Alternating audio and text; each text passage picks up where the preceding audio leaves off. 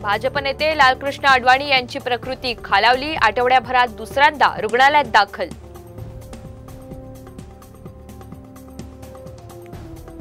विधानसभापतीपदी कुणाची वर्णी लागणार आज स्पष्ट होण्याची शक्यता, मंत्रिमंडळाच्या बैठकीत मांडला जाणार प्रस्ताव।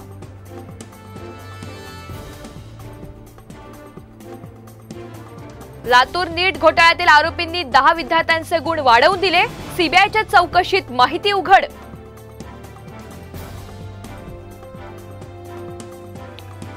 लाडली बहीण योजनेसाठी घरबसल्या भरा अर्ज, राज्य सरकारकडून नारी शक्ती दूत ॲप लॉन्च।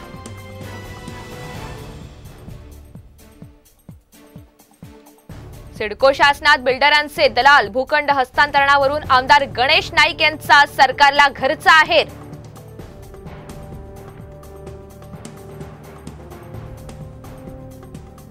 आवक घटल्यानं मुंबई टोमॅटोचे दर शतक, आधी दुष्काळ आणि नंतर अवकाळीचा फटका।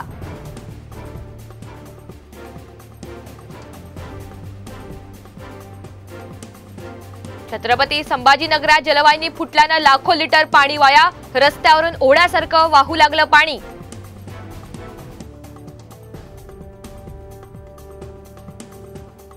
ठाणे जिल्ह्यातील धबधबे, नदी, धरण परिसरात पर्यटनाला बंदी, दुर्घटना टाळण्यासाठी प्रशासनाकडून खबरदारी।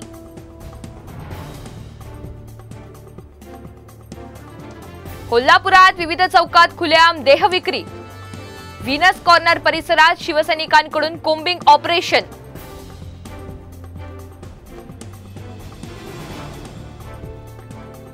सातारा पोलिसांकडून रोड रोमियोंची वरात, नागरिकांच्या वाढत्या तक्रारीनंतर दहिवडी पोलिसांची मोठी कारवाई।